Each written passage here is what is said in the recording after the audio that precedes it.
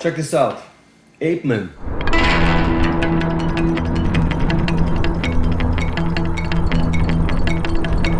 This is an A87 camera, and this is a rechargeable stick. Now these things go kind of like together, but this one is compatible also with the GoPro mount, it seems like.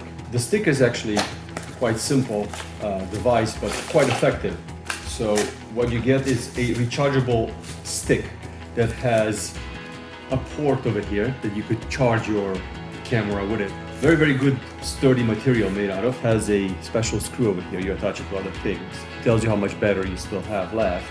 Obviously it's expandable, 10 inches, 24, so it more than doubles in size.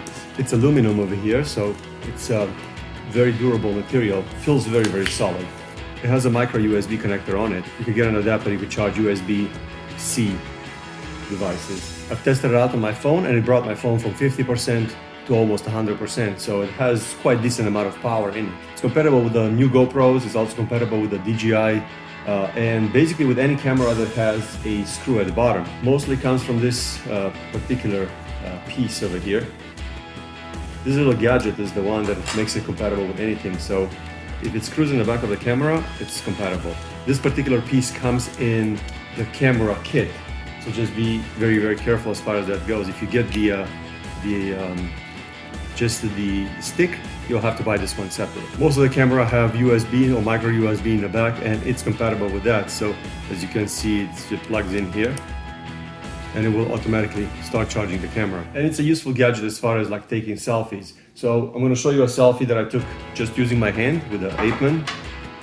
I'm going to show you one that I took with the stick shortened, and I'm going to show you one with the stick as long as it gets, and you'll be able to see the difference and how much it makes a difference.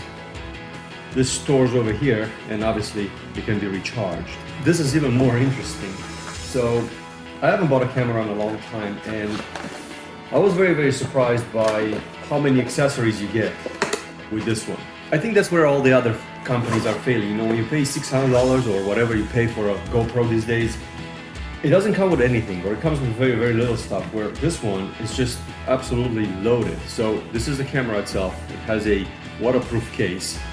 Okay, so we have the camera that is a waterproof case for the camera. This is the camera itself. It looks pretty good, I have to admit. It's also a touch screen. Power button is in the front. So it is a touch screen. So you can switch from picture to video. It has multiple modes. I've decided that 4K is really the best one, because in 1080 you have 120 frames per second. The picture quality, it's a little bit lower, so I prefer to keep it in 4K. That way I have the better picture quality, but also it has much better picture quality in 30 frames per second. This is 1080p, 120 frames per second. This is 1080p, 30 frames per second. This is 4K, 60 frames per second. And this is 4K, 30 frames per second. I think this is really the best mode as far as the colors, smoothness of this picture quality goes. 4K, 30 frames per second, it's the best picture quality that I found on it. As I said, it's a touch screen, so that's pretty nice. You can slide from the top, from the bottom to hide things. And if I put it in camera mode, it has a zoom option. And you can see it does a digital zoom, which is pretty interesting. Camera is very, very small, very tiny, very, very light. It also has Wi-Fi capability, so you can hook it up directly to a phone to see your photos that way. But look at all the accessories that you get. So you have a remote, taking a picture or taking a video. One attachment for the helmet. Then you have this attachment for the camera if you don't want to put it in a casing. Then you have another attachment. Then you have handlebar attachment. Then you have another door. So they give you an additional door, a back door.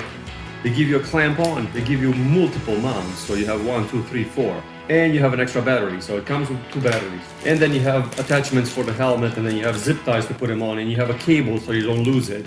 And you have a USB charging cord.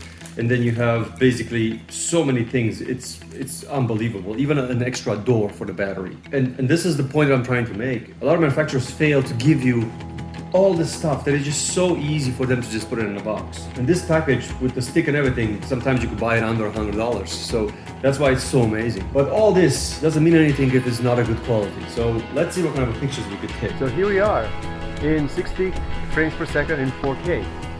It has surprisingly a very good video sensor. It has good stabilization, so when I move, you can see that it's pretty good as far as like keeping things in frame. This is the same sequence recorded in 30 frames per second, still in 4K, so stabilization still pretty good.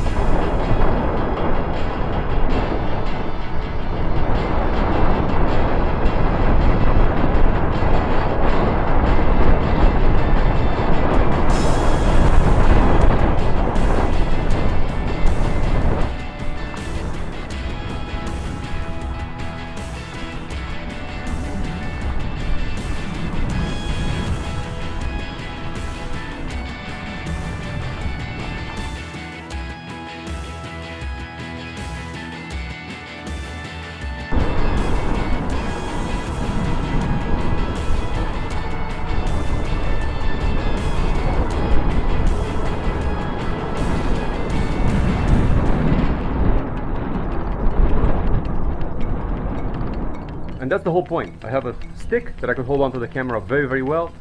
I could do like drone footage, literally. So that is also awesome. Picture quality is pretty good, and the technology is just so great today. This entire thing sells under $100, and you can't go wrong with that. It's just amazing that people are still paying $700 for a GoPro. And then you have to buy a stick, and then you have to buy all the accessories and other things that don't come with it.